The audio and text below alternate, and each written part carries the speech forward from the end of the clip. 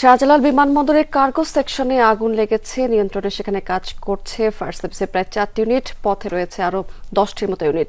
সেখানকার সর্বশেষ ছবি আমাদের হাতে চলে এসেছে, দেখে নিব সেটি একবার।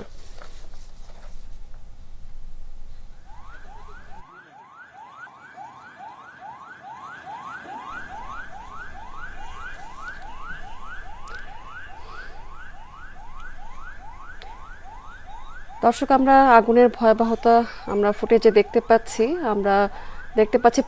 ইতিমধ্যে আপনাদেরকে জানিয়েছি যে 4টির মতো ইউনিট সেখানে কাজ করছে ফায়ার সার্ভিসের, পথে আরো 10টির মতো ইউনিট রয়েছে।